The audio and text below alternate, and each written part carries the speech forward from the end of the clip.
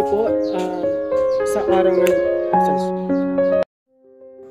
Ano nga ba ang Theravada Buddhism? Hali kayo, umupo, makinig dahil ngayon ay aking tutukuyin kung ano ba ang Theravada Buddhism. Ang Theravada Buddhism mula sa Pali, doktrina ng mga nakatatanda, ang pinakamatandang umiiral na anyo ng Buddhism. Kilala ito bilang way of the elders at makabatay sa mga orihinal na turo ng Buddha na nakapahirba sa Puli Canon Tipika.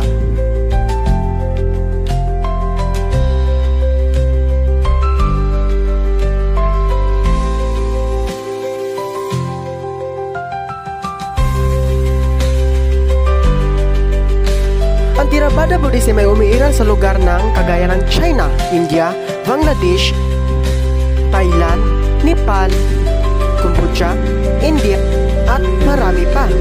Mga pangunahing paniniwala at ural ng Theravada Buddhism.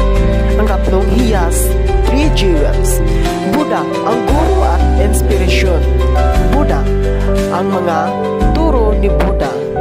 Sangha, ang komunidad ng mga munghi at magsunod. Ang apat na mga marangal na katotohanan, Four Noble Truths.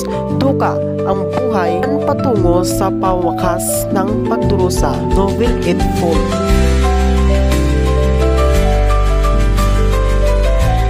History of maaari niyo ba itong basahin at para malaman niyo pa ng gusto kung ano ba ang Theravada?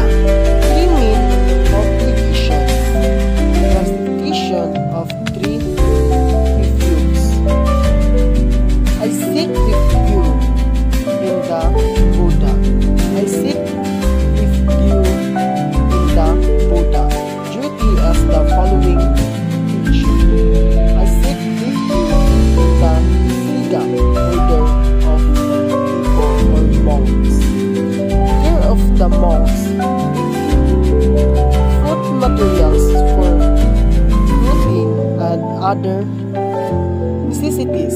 Care of the temples, usually created by lay people contribution.